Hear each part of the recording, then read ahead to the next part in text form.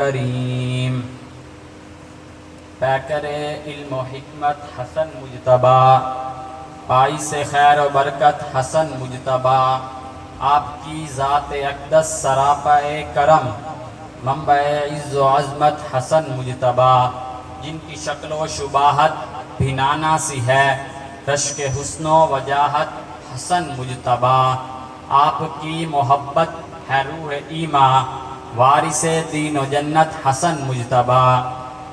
ارباب علم و دانش، قابل قدر، ذی شعور، انتہائی مشفق حضرات اساتذہ کرام اور عدل و انصاف کا قلم تھامے منصفین حضرات، اور میرے ہم مکتب، ہم مشن، طالب علم ساختی ہوں اور دیگر سامعین حضرات، آج میں آپ کے سامنے جس عنوان ذیشان پر کلہائے عقیدت نچھاور کرنے جا رہا ہوں وہ خون حیدر، بسر فاتح خیبر، نواسہ رسول، جگر گوشہ بطول، جناب ابو محمد سیدنا حسن بن علی رضی اللہ تعالی عنہ کے اتحاد امت میں کردار کے نام سے معنون ہے۔ رب لم یزل سے دعا ہے کہ مجھے حق سچ کہنے کے بعد مجھے اور آپ کو اس پر صحیح معنی میں عمل کی توفیق عطا فرمائے۔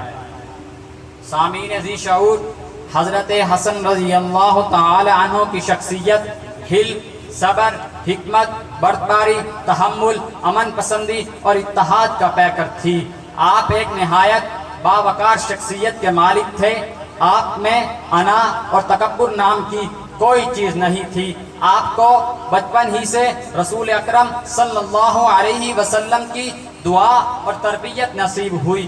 آپ کے بارے میں خاتم النبیین صلی اللہ علیہ وسلم نے فرمایا، یہ میرا بیٹا سردار ہے اور اللہ اس کے ذریعے مسلمانوں کے دو بڑے گروہوں کے درمیان صلح فرمائے گا۔ یہ پیشین گوئی آپ کی زندگی میں بالکل سچ ثابت ہوئی۔ حضرت علی رضی اللہ تعالی عنہ کی شہادت کے بعد حضرت حسن رضی اللہ تعالی عنہ کو خلافت ملی۔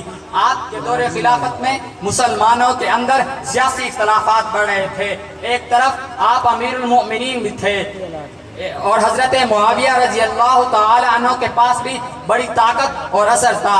ایک طرف عراق، حجاز اور یمن کے لوگ آپ کے ساتھ تھے، جبکہ دوسری طرف حضرت امیر معاویہ رضی اللہ تعالی عنہ کے پاس بھی شام جیسے عظیم اور بڑے ملک کی حکومت تھی۔ جنگ کے آثار نمایاں تھے، مسلمان خانہ جنگی کے دہانے پر کھڑے تھے۔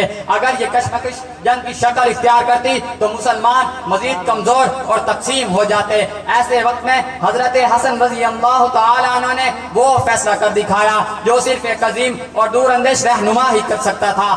آپ نے سوچا کہ اگر جنگ ہوئی تو لاکھوں مسلمان مارے جائیں گے، امت ٹکڑوں میں تقسیم ہو جائے گی اور دشمنان اسلام اس سے فائدہ اٹھا لیں گے۔ لہٰذا آپ نے اپنی خلافت قربان کر کے امت کو ایک قیادت کے تحت جمع کر دیا، جسے تاریخ آج صلح حسن کے نام سے جانتی ہے۔ یہ صرف ایک سیاسی فیصلہ نہیں تھا بلکہ امت کو بچانے کی ایک عظیم قربانی بھی تھی۔ حضرت حسن رضی اللہ تعالی عنہ کے اس فیصلے کے چند بڑے اسباب تھے۔ امت کا اتحاد سب سے مقدم کیا، اقتدار سے بڑھ کر امن اور بھائی چارے کو ضروری سمجھا اور دنیا والوں کو یہ سبق دیا کہ قربانی اور اثار ہی اصل قیادت کی نشانی ہے۔ سامعین دل نواز، حضرت حسن رضی اللہ تعالی عنہ کا کردار اتحاد امت کے حوالے سے بہت عظیم اور تاریخی اہمیت کا حامل ہے۔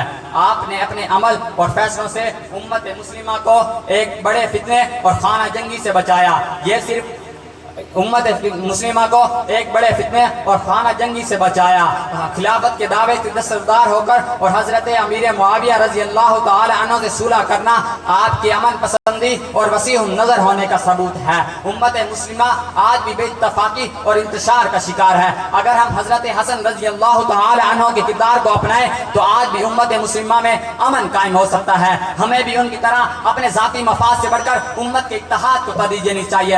آخر میں صرف اتنا ہی کہوں گا، امت کی خاطر صلح کو راہ بنایا حسن نے، خون مسلم بچانے کو دل کو جھکایا حسن نے، تفرقے کی آندھی کو حسن نے صبر سے روک دیا، اتحاد کا روشن پرچم لہرا دیا حسن نے۔ وآخر دعوانا